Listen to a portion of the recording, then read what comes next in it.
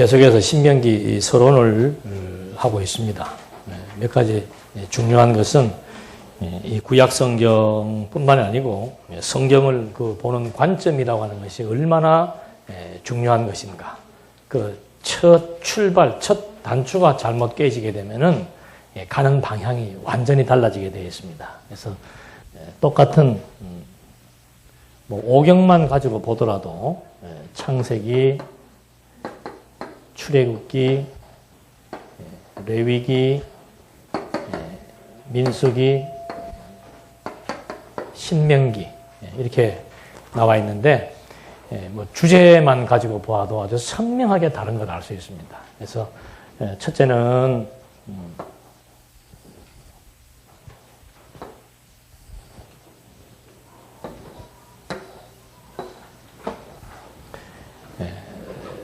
성경의 사건을 그대로 중심으로 풀어나가는 그런 그 학파.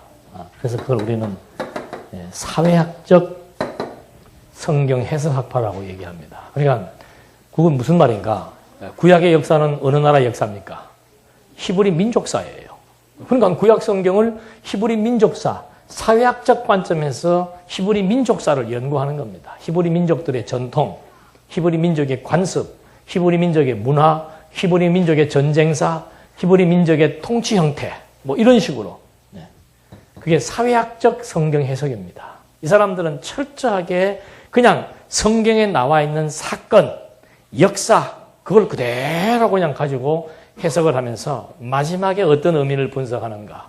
우리도 사회 속에 살고 있잖아요. 그러니까 이렇게 히브리 민족의 역사를 통해서 그들이 가지고 있던 전통과 문화와 통치와 여러 가지 관습들을 공부해 보면서 오늘 이 시대를 살아가는 우리들에게 그런 히브리 문화의 모든 것들을 어떻게 접목시킬 것인가.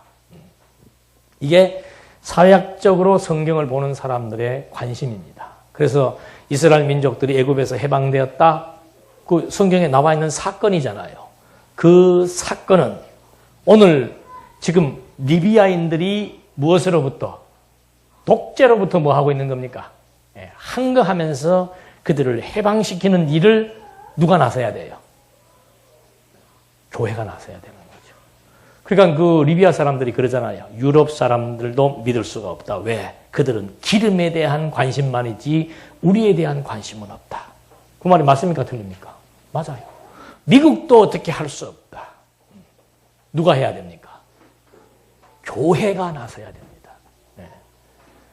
독재, 군부, 독재에 의해서 탄압받고 있는 민중을 이스라엘 민족들을 도탄 가운데서 모세가 해방시켜 놓은 것처럼 오늘 우리는 그 일을 교회가 감당해야 됩니다. 이게 사회학적 성서 해석입니다. 그 다음에 보편적인 것이 구속사 신학입니다. 이거는 모든 성경의 내용을 하나의 파노라마처럼 엮습니다. 여기는 사건 중심이 아니고 이제 의미 중심이라고 얘기를 하는데 그것도 하나의 사건이에요. 사건. 무슨 사건인가? 하나님께서 인류를 뭐한 거? 구원해 주신 사건. 그래서 모든 성경에 나와 있는 사건들을 인간의 구원과 결부시켜서 해석하는 거죠. 다 성경에 있는 겁니다. 그러니까 성경을 어떤 원리와 구조가 없이 성경을 접근하게 되면은 전부 똑같이 성경이에요. 그 다음에 성경이 가지고 있는 근본 원리와 취지와 의도에 입각해서 성경을 보는 것이 언약 성취사적 관점입니다. 자, 어떻게 다른가? 창세기 딱 보면 이 사람들은 히브리 민족의 창건이라고 얘기합니다. 이제부터는 히브리 민족사가 나옵니다. 창세기는 히브리 민족의 창건사입니다. 그럼 아브라함이 있기 이전의 역사는 뭔가? 그건 원역사입니다. 태고의 역사입니다. 거기에는 큰 관심이 없습니다. 중요한 것은 뭔가 이제 히브리 민족이 어떤 배경 속에서 창건되기 시작했는가. 그걸 이제 이 사람들은 연구하는 거죠. 구속사 신학은 뭔가? 창세기를 딱 펼치면서 제일 먼저 부각되는 사건이 뭐예요? 타락 사건이에요. 타락 사건. 창조가 나오는데 창조는 그냥 피조세계에 대한 창조에 대한 이야기로 이해를 하는 겁니다. 하나님이 창조했다. 그 이상의 이하의 의미도 부호하지 않습니다. 단 어떤 맥락에서 이해하려고 하는가? 왜 창조했는가? 하나님은 선하게 창조했다. 그것만 강조하는 거예요. 선하게 창조하셨다라고 하는 창조의 방법만 얘기하지 그 창조의 목적과 의미가 무엇인지는 설명할 필요가 없는 겁니다. 왜? 그 다음에 나오는 사건이 더 중요하기 때문에. 그게 인간의 타락이에요. 그래서 창세기에서는 뭘 다루는가 하면은 구속 계획의 시작이라고 얘기합니다. 타락했죠? 자, 아담이 타락합니다. 가인이 타락합니다. 온 인류가 타락합니다. 계속 타락 나오는데 하나님께서 그 타락한 다음에 그들을 뭐 하시는 겁니까? 보호하신다. 그래서 창세기는 하나님의 구속 계획을 시작하시는 내용이다. 맞죠? 근데 이제 이 결론은 어떻게 떨어지는가? 이건 결론을 미리 말씀을 드리면은 민중신학으로 떨어집니다. 전부. 그러니까 교회를 중심으로 일을 하려고 하는 것이 아니고 사회 정의를 구현하려고 하는 그런 이제 신학 사상을 가지고 지금 뭐 한국에 무슨 정부가 잘못하고 있다. 그럼 교회가 그걸 나서서 해결해야 되는 거예요. 그렇게 정치 목사들이 그래서 나오는 겁니다. 이렇게 결론이 나와버리는 거예요. 이스라엘 민족사 연구를 통해서 어떻게 해서든지 이 민중들에게 자유와 평화와 분배의 공정성을 유지해 주어야 되겠다. 이것이 이 신학의 결론입니다. 여기는 뭔가?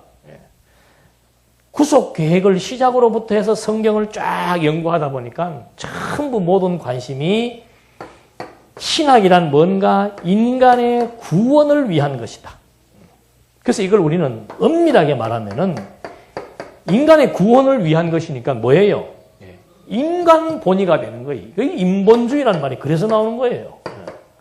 인간 본위란 말입니다. 인간 본위. 인간 중심이고 인간 본위예요. 왜? 성경이 전부 타락한 인간을 출발점으로 해가지고 그 타락한 인간들을 지금 하나님께서 계속해서 뭐 하는 겁니까? 구원해 내시는 거예요. 홍해바다에서 뭐 합니까? 구원해 냈잖아요. 광야에서 구원해 냈지 않습니까? 그리고 노아의 홍수에서도 구원해 냈고 이스라엘 민족이 도탄에 빠졌을 때도 하나님께서 그 민족을 어떻게 한 겁니까? 구원해 냈고 나중에는 예수님이 오셔가지고 온 인류를 뭐 하는 겁니까? 이스라엘 민족을 구원했던 하나님께서 이제는 그의 아들을 보내셔서 온 인류와 만물까지라도 뭐 하는 거예요? 구원해 내시는 거예요. 맞는데요. 성경에 다 있는데요. 이것도 있고 다 있어요. 성경이 있다니까. 그러니까 성경을 읽을 때 어떤 글을 봤을 때는 그 저자가 말하려고 하는 뭐가 있습니까? 의도를 알아야 돼. 의도를. 저자는 지금 이 말을 하기 위해서 앞에 지금 서술을 해가지고 결론은 이 말을 하고 싶어서 했는데 끝까지 다 읽지도 못하고 또 서두에서 무슨 말을 하려고 이 말을 했을까 관심도 없이 그냥 서두에서 내뱉는 그 말이 본심인 줄 알고 본래의 의도인 줄 알고 그냥 쉽게 그냥 표면적인 말만 읽어버리는 거죠. 사람도 가벼운 사람들은 무슨 말을 하면은 저 사람이 그 말을 왜 할까를 생각하지 않고 표면적인 말만 생각하는 거예요. 아이고 힘든데 집에 오지 마. 그러면 뭐예요? 부모님들이 힘든데 오지 마. 그러면 무슨 얘기예요? 오란 소리지. 근데 오지 마. 안 가지 그러면 뭐. 표면적인 것만 보는 거죠. 성경도 마찬가지예요. 다 성경에 있습니다. 그래서 결론은 뭐고? 이건 결국 신학이라고 하나님께서 왜 아담을 창조했고 왜 에덴 동상을 만들었고 왜 그리스도를 보내셨는가? 왜 보낸 거예요? 인간 구원하기 위해서. 그럼 하나님의 섭리의 목적은 뭔가? 어떻게 해서든지 잘못된 만남이지요. 하나님과 인간의 만남은 잘못된 만남이야 이거. 어떻게 해서든지 그 잘못된 만남을 하나님은 어떻게 하시려고? 화해시켜 놓으시려고. 하나님 참 피곤하셔. 그러니까 이것들이 틈만 나면 어떻게 하는 거예요? 틈만 나면 범죄 저지르니까 여기 불 끄고 저기 불 끄고 여기 쓰러진 놈 또 다시 싸매놓고 너무너무 바쁜 거죠. 그리고 하나님은 평생을 누구 뒤치다거리? 사람 뒤치다거리마다 사는 거예요. 그 중에서 더 그냥 간절히 호소하는 인간이 있으면 또 뭐 왜 그냐. 그러고 또 대답도 해주고 바쁘시다니까. 이게 사람들에게 아주 쉽게 와닿는 얘기죠. 이건 조금 지식층들에게, 의식이 있는 사람들에게, 이건 별 의식 없이 누구만 생각하는, 자기의 편의만 생각하는 사람들은 이게 딱 맞고, 조금 그래도 우리라고 하는 개념을 가진 사람들에게는 이 의식이 맞고, 둘 다 누구를 위한 거예요? 인간을 위한 거예요. 인간을 위한 거. 근데 여기는 달라요. 히브리 민족의 창건사, 구속계획의 시작. 근데 여기는 뭐예요? 달라요. 이상해요. 언약을 뭐예요? 세우시는 하나님이에요. 언약을 세우는 거예요. 그 이상하다. 언약 세운다는 다른 쉬운 말로 하면은 그냥 혼자서 약속하는 거예요. 혼자서 약속하는 거예요. 혼자서 그냥 약속해놓고는, 선언해놓고, 선포해놓고서는 그 다음에는 어떻게 하는 거예요? 저 끝에 가서 그리스도로 말미암아 어떻게 하는 거예요? 완벽한, 완전한, 실체적인 뭘 하는 거예요? 성취를 하는 거예요. 왜? 그걸 알아야 되지. 왜?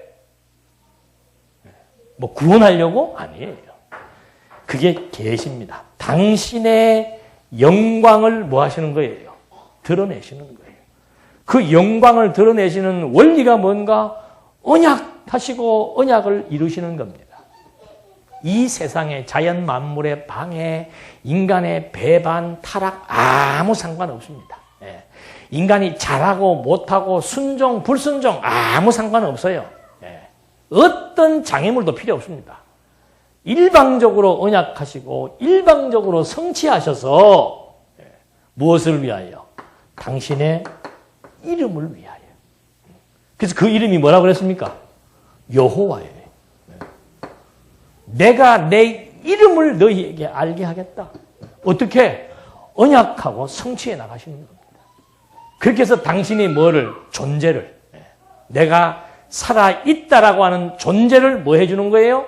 확증시켜주는 겁니다. 그러니까 하나님 당신을 뭐 하시는 거예요? 그게 계시하시는 겁니다. 여기는 구원을 계시하는 것이고 여기는 민중을 위한 계시를 하는 거고 여기는 하나님 당신 자신을 위한 뭐 하는 거예요? 계시를 하는 거예요. 그러니까 이 원리의 성경을 이런 맥락에서 보게 되면 온전히 뭐만 보입니까? 하나님의 영광만 보이는 거예요. 그래서 성경을 통해서 하나님의 영광을 보는 자들은 뭐 할 수밖에 없습니까? 그 영광이 엄청나니까.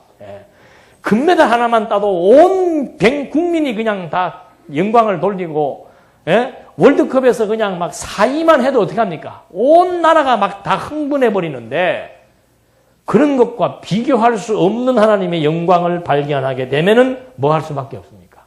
찬송할 수밖에 없는 거죠. 여러분 월드컵 때 4강에 올라가니까 선수가 즐겁습니까? 우리가 즐겁습니까? 선수도 물론 즐겁죠. 근데 우리도 어떻게 해요? 그거 보는 우리들도 막 잠 못 자잖아요. 너무 행복해서. 달라요. 제가 제일 기분 나빠하는 소리 중에 하나가 뭔가 하면, 뭐 다 비슷한데? 뭐가 비슷해요? 완전히 다르다니까, 완전히. 그래서 이건 완전히 이건 뭐예요? 이걸 우리는 신본주의라고 얘기하는 거예요. 하나님 본의, 하나님 중심 신학, 하나님 본의의 신학, 하나님 당신의 자기 계시를 위한 신학. 이거는 인간의 구원을 위한 거. 인간의 구원을.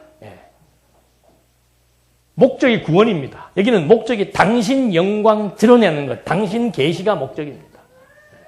그러니까 관심사가 다른 거예요. 그리고 하나님 영광에 대한 관심이 있는 사람은 이 말을 들으면 뭐가 넘쳐요? 행복이 넘치고.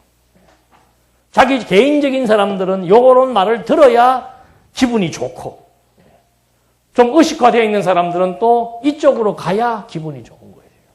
이런 사람들의 큰 질문거리가 뭡니까? 하나님이 왜 도대체 이런 민중들에게 도탄에 빠지게 했는가? 아니면 왜 그런 민중들의 지금 리비아 사태 보십시오. 왜 그런 사람들을 그냥 놔두는가? 아, 그건 알라 믿으니까. 그렇게 대답할 수는 없는 거 아니에요. 인간을 창조하긴 하나님이 창조해놨는데, 하나님은 사랑이신데, 사랑하면은 다 품어야지. 알라신을 믿어도 품고, 남미 호랑객교를 믿어도 품고, 뭐를 해도 다 품어야지. 왜 하나님은 더더군다나 또 그건 좋다. 왜 그리스도인들까지 뭐 받게 하는 겁니까?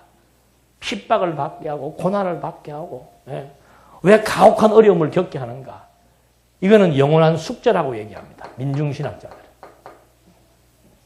지금도 이북에는 어떤 사람들이 있습니까? 그리스도인들이 있습니다. 왜 그들을 굶어 죽게 만드냐 그 말입니다. 왜 그들을 빨갱이로 몰리게 만듭니까? 하나님이 살아계시다면 답답한 노릇이죠. 여기는 단순 논리. 오직 구원. 그러니까 구원 그 이후. 여기에서 진리에 대해서 멀어지는 사람들이 가는 교회가 이 교회예요. 가시라고 내가 가르쳐 드릴게요. 남포교회. 사이트 들어가서 한번 보십시오. 구원 그 이후. 구원만 맨날 얘기하니까 양심이 있죠. 이 사람은 똑똑한 사람이에요. 뭐 하고 나 구원만 얘기하니까 이거 찝찝하다 이거죠. 그래서 그 이후에 대한 생활 또는 하나님 이거에 대한 양자의 갈등 속에서 왔다 갔다 하면서 여기는 그냥 완벽합니다. 오직 하나님에 관한 거. 지금 오전에도 그거 했잖아요. 오전에 그렇게 열심히 했는데 15분밖에 녹화가 안 됐다고 그러네. 주여. 하나밖에 없어요. 하나밖에. 그래서 창세기 1장 28절 딱 나오는 게 뭐예요? 세 가지 약속 딱 세워줍니다. 여기는 창세기 3장 15절 여자의 후손이 뱀의 머리를 상하게 할 것이다 나오죠. 근데 나오면 뭐해? 논리 체계가 없는데. 그게 잘못된 거예요. 여기는 나왔잖아요. 근데 놀랍게도 창세기 언약 세웠지요? 출애굽기에서 민수기 30장까지 무슨 언약이 성취됩니까? 자손이. 이 세 가지 언약. 국민, 국토, 국권, 나라의 3대 요소입니다. 이 나라가 무슨 나라라고요? 하나님의 나라예요. 그러니까 신약에 와서 예수님이 뭘 세웁니까? 하나님의 나라인 교회 세우잖아요. 기가 막히게 언약과 성취로 딱 들어맞지 않습니까? 아니, 세 가지 언약을 했는데 구약에서도 그대로 자손이 번창되어지는 얘기. 민수기 31장으로부터 사사기까지가 뭐예요? 땅을 정복해 들어가는 거예요. 그대로 나와요. 그 다음에 룻기서부터 에스더까지는 뭐예요? 다스리는 통치 권세가 여기에서 약속한 대로 유다 지파에게서 다윗이 출생을 해가지고 통일왕국을 세웁니다. 그리고 그 나라가 분열되는데 북쪽은 망하게 해버리죠. 왜? 하나님의 언약이 없는 왕조니까 당연히 망해야지. 근데 남쪽은 똑같이 범죄를 했는데도 남쪽은 하나님이 보호해 주는 거예요. 그게 역대기에서 아닙니까? 사무엘서는 나라 세웁니다. 열왕기서는 분열됩니다. 역대기는 유다 지파만 보호해 나가시는 하나님의 섭리 역사. 그리고 그 유다 지파가 바벨론의 포로 생활을 하게 되니까 어떻게 하는 겁니까? 에스라, 느헤미야, 에스라를 통해서 다 회복시켜 주시는 하나님의 섭리 역사. 그러나 구약의 역사가 쉬워요. 세 가지 언약 그대로 논리성을 가지고 전개되고 있는 거죠. 착착착착. 계속. 자, 출애굽기 내용 보십시오. 여기는 민족과의 약속입니다. 히브리 민족과의 약속. 율법이니까 약속하는 거 아니에요. 지켜라. 잘 지키면 복을 주고 안 지키면 저주하겠다. 히브리 민족과의 약속입니다. 이건 또 백성들의 해방입니다. 어디에 관심이 있는 겁니까? 여기는 계약에. 그래서 이 사람들은 히브리 민족 사람들이 좋아했던 이 고대 근동 이 시대에 살던 사람들이 선호했던 양식이 뭔가 하면은 법전입니다. 법전. 그래서 이 사람들은 그 법전을 중심으로 계약된 법전을 연구하게 되고 여기는 해방의 역사에 관심이 있으니까 출애굽기를 해방의 역사로 보는 거죠. 근데 이 언약 성취사는 뭐로 보는 겁니까? 항상 앞에 단서가 붙습니다. 무슨 단서? 언약대로 뭐 하는 거예요? 백성을 번성시켜 주겠다고 했으니까. 열조에게 약속했잖아요. 그러니까 언약대로, 누구와의 언약대로? 이스라엘 민족에게 시조인 아브라함과 이삭과 야곱과의 언약대로 뭐 하는 거예요? 자손이 번창했고, 번창된 자손을 또 해방시켜 주겠다고 약속을 한 거예요. 400년 그것도 기간 정해놓고. 그 400년 때가 딱 되니까 해방시켜 주시는 거죠. 그러니까 출애굽기 딱 공부하면 뭐가 나오겠습니까? 와, 하나님은 언약을 세우시더니, 3가지 언약을 세우시더니, 정말 첫 번째 언약을 뭐 하시는 분이다?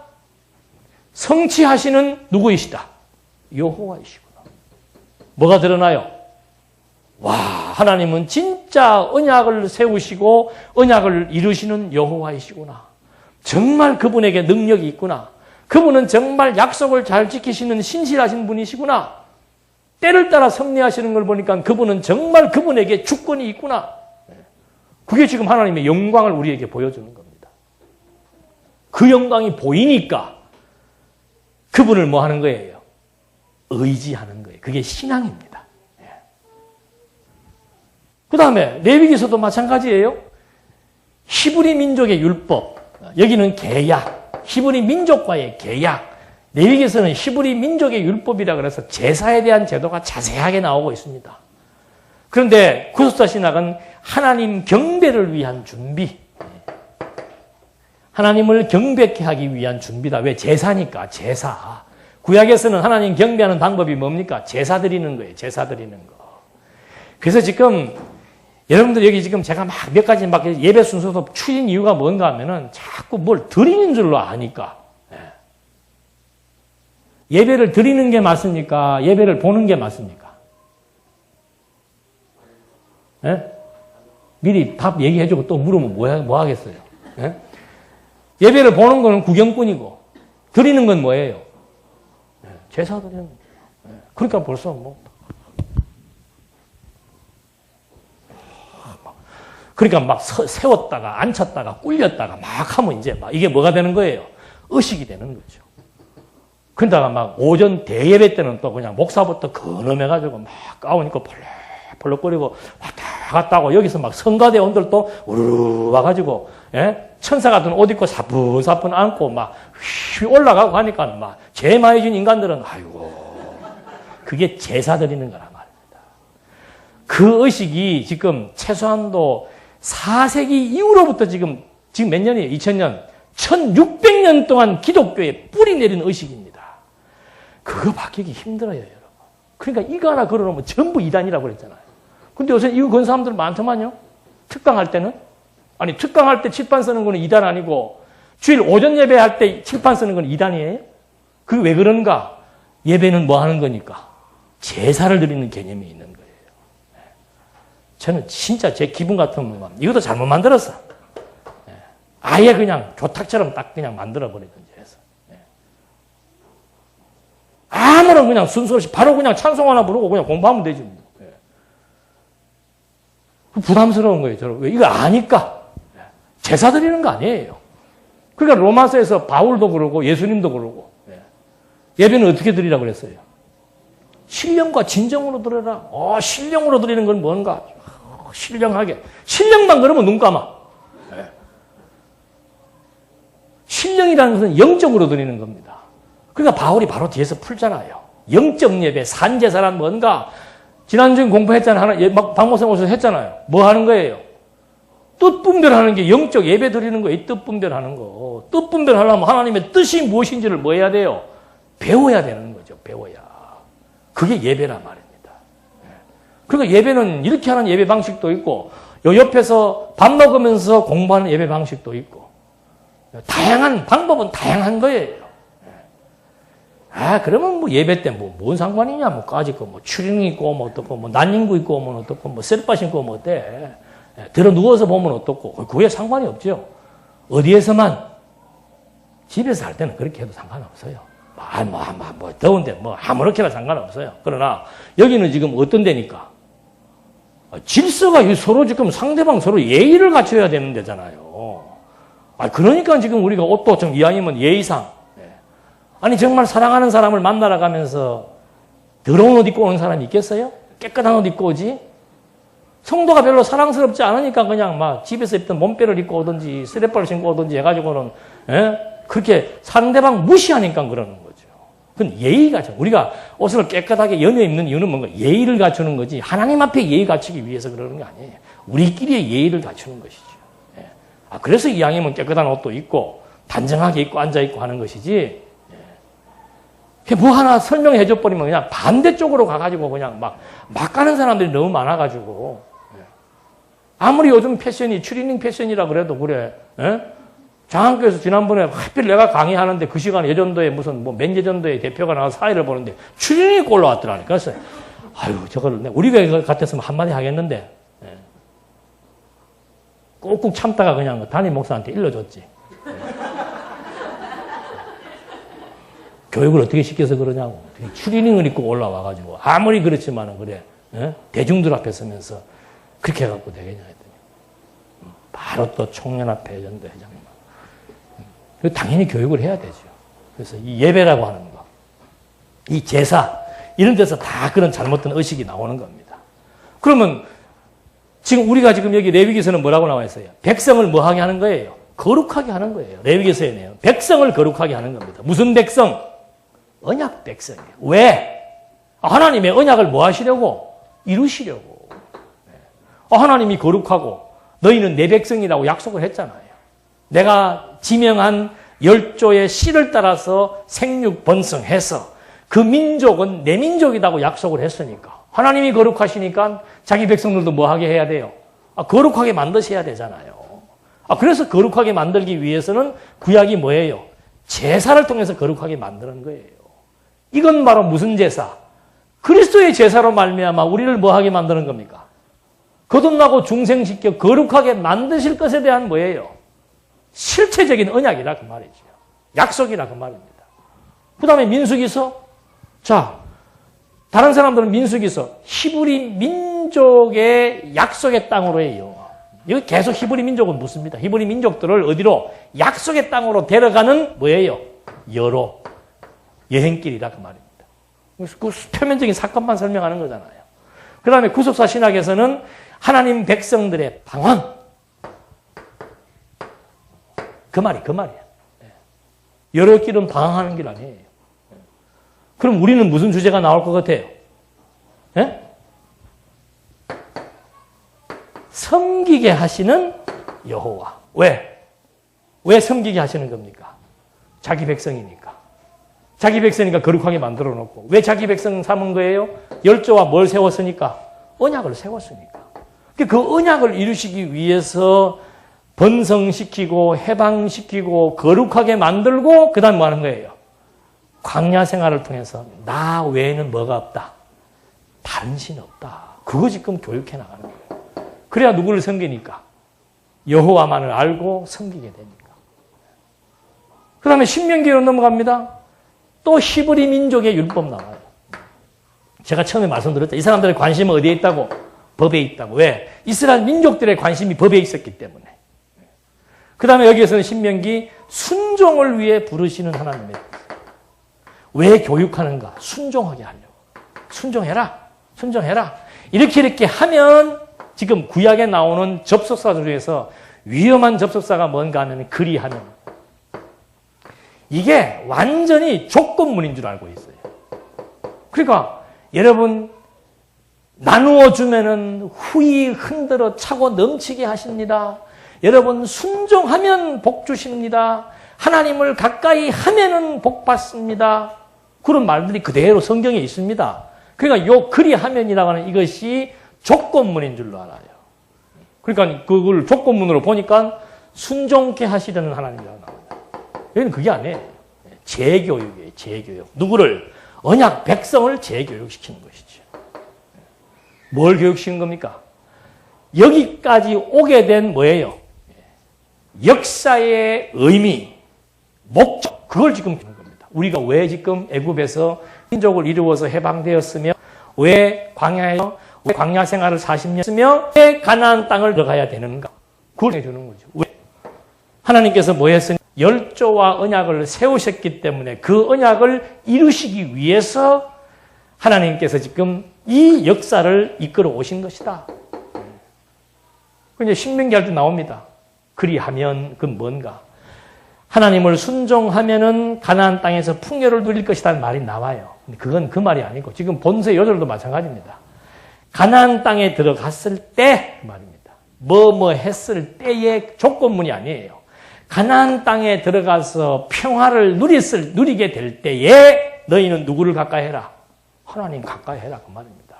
하나님을 가까이 하면은 하나님이 가나안 땅 주신다는 게 아니고 가나안 땅에 들어가서 살게 될 때는 하나님 여호와이심을 잊어버리지 말고 뭐해라? 하나님을 가까이 해라 그 말을 하는 거예요. 아니 이스라엘 민족들이 하나님께 순종해서 지금 가나안 땅 정복하는 겁니까? 광야 생활도 끝도 없이 하나님 배반하고 원망하고 불평하고 별의별 일 다 한 거예요. 인간의 못된 행동은 다 했단 말입니다. 그래도 결국은 어딜 가는 거예요? 가나안 땅 가게 하잖아요. 왜? 당신이 가게 해주겠다는 약속을 이루시기 위한 겁니다. 그 약속을 이루시지 못하면 어떻게 되는 거예요? 당신이 여호와라고 하는 것이 흔들어져 버리고 당신이 여호와라고 하는 것이 드러나지 않으면 당신의 존재 자체가 지금 어떻게 되는 거예요?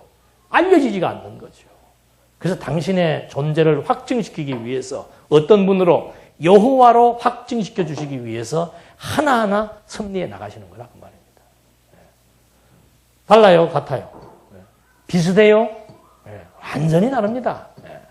완전히 다른 거예요. 그러니까 구약이 지금 이게 한눈에 보이는 거예요. 구약이 한눈에. 뭐만 알면은 첫 단추만 잘 깨면은 그냥 눈 감고도 깰 수 있어요? 없어요? 눈 감고도 깨진다니까. 손끝만 예민한 사람들. 첫 단추가 뭐예요? 이거예요. 제일 중요한 거예요. 언약을 세우시는 하나님. 그래서 근데 놀랍게도 창세기 1장 28절을 하나님의 언약을 세우시는 섭리로 이해하는 학자가 없다는 거 아닙니까? 대부분의 신학자들은 이걸 전부 다 문화명령으로 봐요. 문화명령. 문화명령이 무슨 뜻인가? 하나님께서 이 우주와 만물을 창조했다. 그리고 인류의 조상에게 뭘 약속했는가? 자식 많이 놓고 그 다음에 땅 많이 차지하고 그리고 모든 자연 만물을 어떻게 해라? 잘 관리하고 다스리라 그랬다. 이게 문화명령이에요. 그러니까 인간도 자식을 많이 내야 되고 짐승도 그냥 막 그래서 다산드라가 나오는 거예요. 다산드라. 다산신. 돌도 그냥 뭐 이상하게만 생기면 그게 다산이라. 그러니까 우리나라나 뭐 이런 동양 사상도 보면 다산이 지금 좋은 걸로 알고 있는 이유가 뭔가 이런 문화명령을 잘못 이해해서 그런 거예요. 근데 기독교 들어간 나라들 보면 이게 만약에 문화명령이라면은 저부터도 문제가 있는 거예요. 둘 갖고 안 돼요. 최소한 몇은 돼야 돼? 5명 이상은 돼야 되지. 뭐 계속 생육번성 계속 어느 목사님들은 12씩 놓더만. 왜? 하나님의 명령이라고 그런다. 생육하고 번성하라고 그랬다. 이건 문화명령이 아니에요. 하나님 당신이 세우시고 당신이 성취하실 계시의 원리다 이 말입니다. 그러니까 성경이 하나님 당신 계시하는 것이지 우리 보고 무슨 뭐 자식 많이 놓고 땅 많이 사고 지금 우리 땅 산 사람들 몇 분이나 돼요. 이 다 지금 그럼 문제가 있는 분들이라니까. 땅 한 평도 없으면은. 지금 보십시오. 막 소가 죽어나가고 돼지가 죽어나가고 문화명령에 위배됩니까? 안 됩니까? 위배되지요. 통곡해야 될 일이죠. 이거 그럼 하나님 앞에 회개해야 되고. 이거는 문화명령이 아니에요. 성경은 무슨 우리의 문화 자체를 지금 존중하고 뭐 우리의 문화를 위해서 주는 게 아니에요. 당신 자기 계시를 위해서 나머지는 다 부수적인 것들이지요. 그래서 이 1장 28절은 이건 생명선입니다. 성경을 해석하고 하나님의 존재를 확증할 수 있는 생명선입니다. 이제 조금 있으면 이 신학자들 만날 거예요. 우리 지금 보수 진영에 있는 신학자들 중에서 이 언약을 설명하는 신학자들이 많습니다. 그런데 1장 28절을 원리로 해서 이렇게 구약 성경을 이런 자손 땅 통치의 원리로 풀어나가는 신학자가 지금 없다는 거 아니에요. 어떤 신학자는 2가지, 어떤 신학자는 5가지, 뭐 어떤 신학자는 1가지만 얘기를 하지. 근데 그거는 일관된 논리가 없어요. 그래서 지금 외국에 있는 석학들은 이제 좀 있으면 우리 연구소에서 모셔서 같이 토론하고 세미나 하는 거 이제 이렇게 촬영해가지고 여러분들 보실 날이 있을 겁니다. 아마 그 사람들이 아마 이제 막 기가 막힐 거예요. 이런 얘기를 들으면. 그래서 성경이 간단한 거예요. 이거 모르면은 정말 하나님의 존재를 확증할 수 있는 길이 없습니다. 온 세계 신학자들의 지금 가장 큰 고민이 뭔가? 성경이 하나님의 말씀이며 진리임을 갖다가 뭐 해야 되는데? 증명해낼 수 있어야 되는데. 하나님이 살아계신다. 어떻게, 어디 살아계시는 거예요? 그러니까 막 믿어야 된다. 믿어야 된다. 믿으라 했는데, 믿어야 된다. 무조건 믿어라. 왜? 성경에 보니까 하나님이 믿으라 그랬지 않느냐. 신앙이라고 하는 것은 따지는 거 아니다. 믿는 거다, 믿는 거. 그렇게 해놓고 자기들이 그래요. 참 고민은 뭔가. 알지도 못하는데, 확인도 안 되는데, 그걸 참 믿으라. 그거 참 답답함. 자기들이 답답하다 그래요. 믿으라 해놓고서는 무언가 보여야 믿지요. 확인이 되고, 확증이 되고, 확신이 있어야 믿을 거 아니에요. 신학의 아킬레스건이 뭔가? 성경의 신빙성을 입증할 수 있는 것과 하나님의 존재를 확증할 수 있는 원리 체계가 없다는 것. 그건 기독교의 근본이 무너지는 겁니다. 30년, 40년, 100년, 200년의 기독교 역사에서 이거 지금 입증해주는 원리를 찾지 못했다는 거 아니에요. 부르심의 소망이 무엇인지.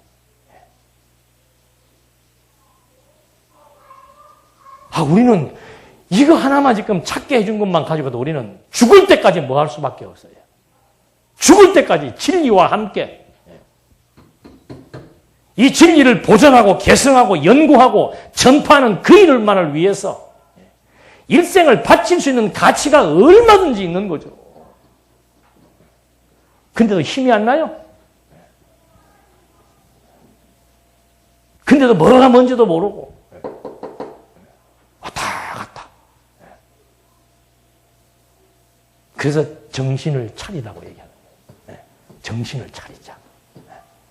어떤 것이 우리에게 주어졌는지, 왜 주어졌는지, 왜 하필 무능하고 약하고 천박한 우리에게 이걸 주셨는지, 오직 무엇만 드러나게 하시려고 하나님의 능력의 영광만이, 하나님이 하신다는 사실만이 온전히 드러나게 하기 위해서 무능력한 우리를 통해서, 무지한 우리를 통해서 이 일을 해나가신다는데 어떻게 하다 우리가 지금 이 대열에 들어선 거예요. 어떻게 하다 보니까.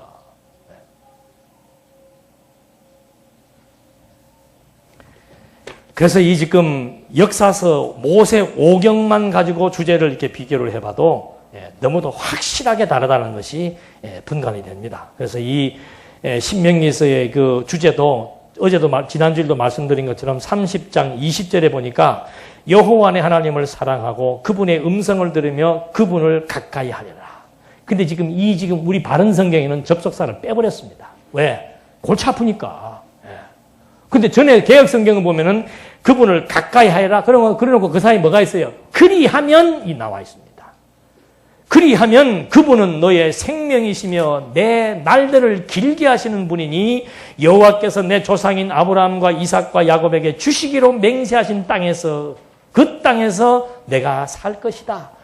어떻게 해야 가나안 땅에 들어가 살 수 있는가? 지금 이걸 문자적으로 해석을 하면은 첫째는 하나님을 사랑해야 되고 둘째는 그분을 음성을 들어야 되고 셋째는 그분을 가까이 해야 됩니다. 여러분 가나안 땅은 천국 아니에요? 여러분 하나님의 나라에 가려면 어떻게 해야 됩니까? 하나님을 사랑해야 됩니다. 하나님의 음성을 들어야 됩니다. 하나님을 가까이 해야 됩니다. 믿으시면 아멘 하십시오. 부담됩니까? 안 됩니까? 갑갑하죠. 이런 말 들으면 하나님을 사랑합니까? 네. 무슨 하나님을 사랑을 해요? 네. 보이지도 않는데 알지도 못하는데 뭐 음성을 듣기는 무슨 음성을 들어요? 지금은 말씀 들으면 됩니다. 이 말씀이라는 게 이런 식이에요. 자, 성경 읽읍시다. 이렇게 하나님을 사랑하고 음성 듣고 가까이 하면은 보십시오. 너의 생명이 내 날들을 길게 하시는 분이시다. 여러분 이 땅 위에서 장수하기를 원하십니까? 하나님 사랑하시면은 하나님 100세, 200세까지 살게 하십니다. 모세는 120살을 눈동자 하나 흐려지지 않고 살았습니다. 왜? 하나님을 사랑했기 때문입니다. 맞습니까? 틀립니까? 이래 해야 지금 우리가 열이 나. 아이고, 이거 내 오래 살려면은 뭐 해야 되는 거예요? 신앙생활 잘해야 되겠구나. 그뿐입니까? 다른 데 가면은 내 자손들이 어떻게 해요? 천대의 복을 받으리라. 뭐 하면은 하나님을 사랑하고 하나님의 음성을 듣고 하나님을 가까이 하면은 내 자손이 들어와도 복을 받고 나가도 복을 받을 것이다. 자식 안 되는 거 누구 때문이에요? 자식 안 되는 거. 부모가 지금 잘못해서 그러는 거예요. 아이고, 아버지. 이게 지금 한국판 기독교라 이 말입니다. 한국판 기독교. 그리하면이라고 하는 접속사 해석 하나 잘못하니까 완전히 뒤바뀌어버려. 정반대 해석을 해버리는 거예요. 근데 이 그리하면은 히브리 원어를 찾게 되면 뭐뭐 했을 때에라고 나옵니다. 너희가 지금 여기 보십시오. 자, 보십시오. 이제는 여호와께서 내 조상인 아브라함과 이삭과 야곱에게 주시기로 맹세하신 그 땅에서 내가 살게 되었을 때에 뭐 하라 이 말입니까? 하나님 사랑해라. 하나님께서 은혜 베풀어 줘놓고 젖과 꿀이 흐르는 가나안 땅 들어가서 살게 해줘 놓고 뭐 하라 이 말입니까? 하나님 사랑하고 하나님의 음성 듣고 하나님의 말씀에 순종하고 그건 쉽지요. 이게 뒤바뀌어져 버린 거예요. 그래서 자꾸 조건을 달고 그 다음에 이렇게 해주시겠다라고 했는데 제가 말씀드린 이스라엘 민족들이 가나안 땅 왜 정복하게 된 겁니까? 약속 때문에 정복한 거예요. 주의 약속하신 말씀 위에서 찬송 부르잖아요, 우리요. 하나님의 약속, 열조와 세운 약속, 이미 500년 전에 하나님은 아브라함 불러가지고 이 땅이 네가 살 땅이다. 네 후손은 바다의 모래와 하늘의 별처럼 많을 것이다. 하나님 자식도 하나 없는데요. 가만히 있어봐라. 그거 하나님 어떻게 믿습니까? 어떻게 믿어? 그래. 자, 이리 와. 너 재물 바쳐봐라. 재물이 막 불이 타오라 버립니다. 그 다음에 역사적인 약속을 해줍니다. 내 후손들이 이제는 애굽에 내려가서 400년 동안 종살이 할 것이다. 400년의 때가 차면은 너희가 거기에서 큰 재물을 이끌고 애굽에서 나올 것이다. 이미 400년 전에 약속을 해준 거예요. 근데 그 후에 400년 기간이 지나고 나니까 여러분 출애굽기 보십시오. 하나님의 약속한 때가 참에 민족이 어떻게 되는 겁니까? 거기에서 해방되게 되는 거예요. 그렇게 지금 성경이 지금 정말 이게 막 하나님의 언약 성취가 막 역동적으로 막 폭주 기관차처럼 지금 막 달려나가고 있는데 그걸 지금 보지 못하고 무슨 이스라엘 백성들이 어디에서 순종을 했어요? 애굽에서 하나님에게 순종을 했습니까? 광야에서 순종을 했습니까? 순종은 찾아보기가 힘들어요. 근데도 가나안 땅 가요, 안 가요? 갔잖아요. 그게 하나님의 은혜라 이 말입니다. 너희가 가나안 땅을 정복한 것이 너희 손으로 이 땅을 얻었다 할까 보아서 너희의 능과 힘을 광야 40년 생활 걷게 하면서 완전히 내가 진을 뽑아버린 거다. 너희의 태도, 너희의 열심, 너희의 자세, 너희의 마음보 어느 것 하나라도 복을 받을 만한 자격이 한 사람도 없었는데 내가 이 땅은 거저준 땅이다. 왜? 열조와의 언약을 이루시는 여호와이시기 때문에. 그래서 모세가 여호와를 찬양합니다. 이게 이 역사가 막 진행되면 진행될수록 다윗 때 와서는 시편을 찬송하잖아요. 시편의 이 엄청난 분량을 다윗이 찬송하는 거예요. 왜? 하나님의 언약대로 지금 이 민족이 이렇게 번성하더니 가나안 땅을 정복하더니 나는 꿈에도 왕이 될 것을 생각해 본 적도 없었는데 온 백성은 사울을 다 왕으로 세웠는데 하나님의 약속의 지파는 베냐민 지파는 아니라 이 말이지요. 사울을 사정없이 제거해 버리잖아요. 생각도 없는 부모와 가족조차도 무시했던 그 다윗을 하나님이 지명을 합니다. 선지자 사무엘도 믿기지 않는 일입니다. 그런 무지몽매하고 나약한 다윗을 하나님이 지명을 해서 자기를 왕으로 세우는데 지명된 이후로부터 세 차례나 쫓기며 다니잖아요. 장인이 자기 죽이려고 하고 많은 민족들이 자기를 저버리고 함께 하자고 했던 동지들이 다 자기를 떠나버리고 나중에는 400명 남아요.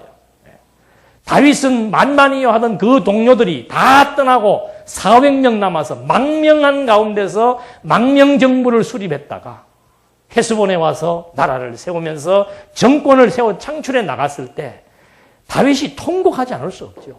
또 더군다나 다윗은 범죄까지 하지 않습니까? 자기 그 오른팔 되는 그 장군의 아내를 탐해서 그 장군을 전장에서 죽여버리고 그 아내를 자기가 뺏어가 버린 정말 비열한 인간이었지. 그래도 하나님은 다윗을 왕으로 세우는 거예요. 어떻게 통곡이 안 나옵니까? 어떻게 하나님의 능력의 영역을 찬송하지 않을 수가 있습니까? 어떻게 하나님의 주권이 안 보인다고 말할 수 있습니까? 여호와는 나의 목자시니 내게 부족함이 없다.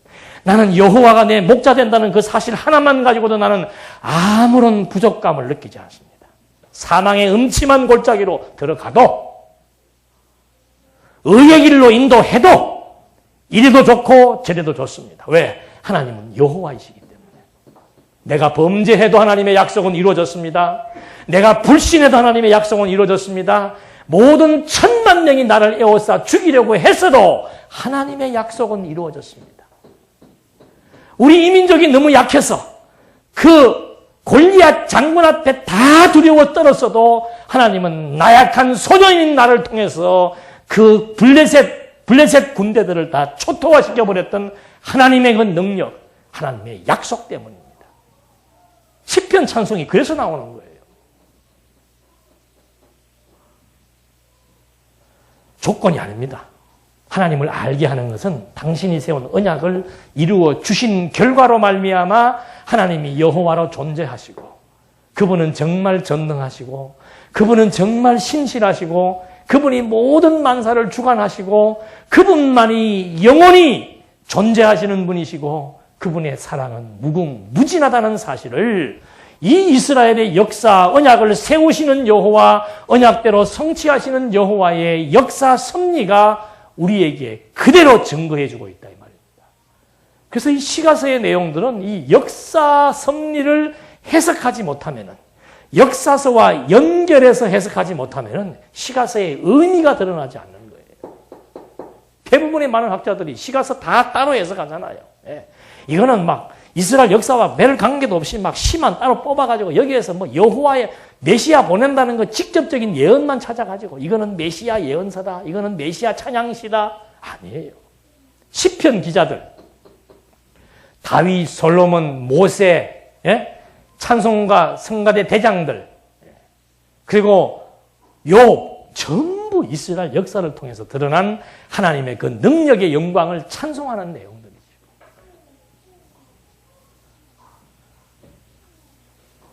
그래서 이 기록 목적도 결국은 이런 하나님의 언약대로 이루시는 여호와의 언약을 기초로 해서 그 언약대로 섭리해 나가신 하나님의 역사 섭리를 신세대들에게 가나안 땅을 바라보는 그 현장 속에서 교육을 하시면서 하나님이 여호와라고 하는 사실을 확인시켜 주는 것으로 신명기서의 기록 목적이 끝이 납니다. 다음 시간에 또 하십시다. 기도하시겠습니다. 하나님 아버지, 이스라엘의 역사를 단순한 히브리의 민족의 역사로 보는 사람도 있는 반면에 또 인간의 구원을 중심으로 해석하는 사람들도 있습니다만은 정말 하나님께서 저희들에게 이 놀라운 원리를 깨닫게 해주시사 정말 하나님의 언약대로 하나님이 성취하시는 여호와라고 하는 사실을 알게 해주셔서 여호와의 속성을 함께 공감하고 함께 찬송하게 하시니 감사합니다. 우리에게 주어진 귀중한 시간과 삶의 여정들, 무엇을 위하여 어떻게 살 것을 다시 한번 점검하게 하셔서 정말 힘있게, 즐겁게, 기쁘게 선한 일을 행하며 살아갈 수 있도록 인도해 주시옵소서. 예수님의 이름으로 기도드립니다. 아멘. 457장 찬송하시겠습니다.